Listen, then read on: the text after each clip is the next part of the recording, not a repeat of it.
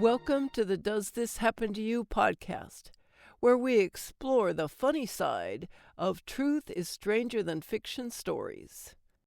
Our story this week is from Amory Script, who you'll find on medium.com. And here is Surviving a Trip to the Department of Motor Vehicles, a story of perseverance, kind of.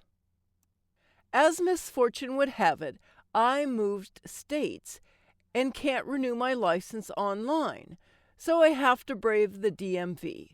Today is not my first time here. I was already yelled at last week. Turns out you need an appointment here.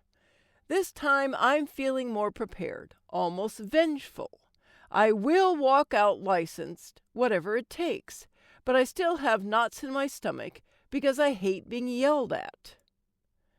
I arrive 5 minutes before the 15 minutes before they ask you to arrive before your scheduled appointment, holding my head up high, carrying a printout of my appointment confirmation like a badge of honor, and a manila folder filled with all my most important documents.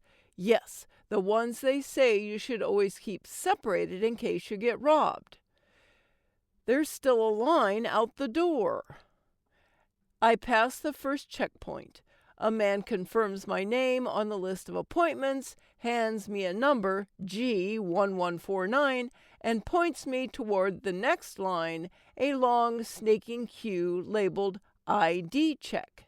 After 20 minutes of clutching my important documents folder with a death grip in front of me, it's my turn. The woman behind the desk at window 3 eyes me suspiciously over her horn-rimmed glasses as I approach. I can just tell she's sizing me up, trying to place a bet with herself, guessing which document I've screwed up. I search for her name tag, scheming to kill her with kindness. I have a strategy. "Hello, Edna. How are you today?" Why is there always an Edna here?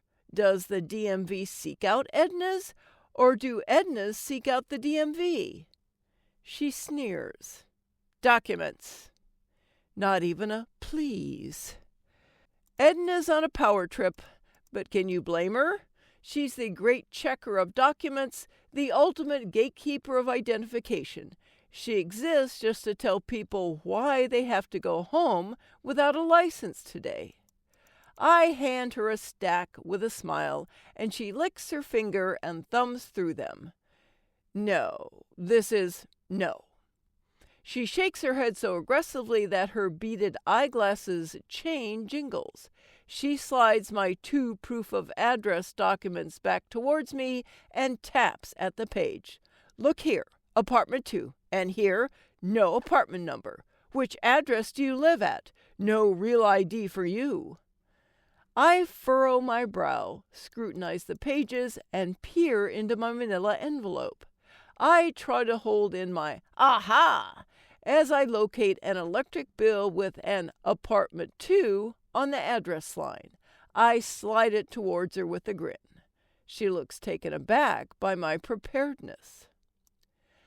Little did great Edna know I had emptied my entire mailbox into my folder before leaving home, just in case.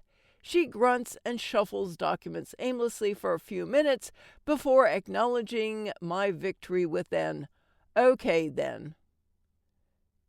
It takes all of my strength to not throw up my arms and cheer. I'm smiling to myself, thinking this wasn't anywhere near as bad as I feared, as she taps away at her computer.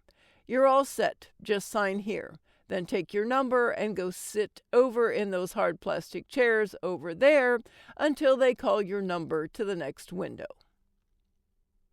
I try to catch my jaw before she can see it drop. "This isn't where I get the license?" "No, ma'am. I checked the documents. Your number will come up on the screen when they're ready for you." There's a twinkle in her eye now. I round the corner into a room crammed with people. I see on the screen they're on number G1115. I shuffle through the rows of filled seats before finally finding a vacant chair next to a man picking at a scab on his elbow. I remind myself it could be worse. I'm not next to the person I hear clipping their nails across the room. My anxiety has left me parched, so I chug half of my water bottle. I scroll my phone until I realize my battery is low. I brought my charger, but after 2 laps around the room, I determine there is not one single outlet here. This can't be up to code. At least they're up to number G1128 now. I realize I'm starving. I didn't eat breakfast, so I pull out the lunch I was smart enough to pack. I haven't finished peeling the cling wrap off my sandwich when Edna appears before me, wagging a finger and shaking her head. I can't quite tell if this is the same Edna. She's missing the glasses, but wearing the same name tag and scowl. She points toward a sign that says, "Absolutely no food or drinks." Her lips curl into a devilish smile as I tuck my lunch back into my purse, so I'm pretty sure it is the same spiteful Edna. I look at the screen again, and somehow they're back on G1115. All hope has left my body, so I try to meditate for a few. It must have worked because it's up to G1143 when I look again, which is great because I have to pee. They call G1144, 1145, and 1146 in rapid succession. Another Edna comes over to remind me that we only have 15 to 20 seconds to make it up to the window once our number is called, so pay attention. I head for the bathroom, but by now they're calling 1147, so I decide to hold off. But then they call 1115 again, and 20 minutes pass before G1149 flashes across the screen. The woman who greets me is shockingly pleasant. Everything is running smoothly now, and I can feel the finish line before me. She scans my documents and says, "Great! We just have to snap your picture and then you're free to go." The bright camera flash unleashes something, and as I blink the brightness from my eyes, I feel something warm and damp. Oh God, I pissed myself, didn't I? Yep, I did.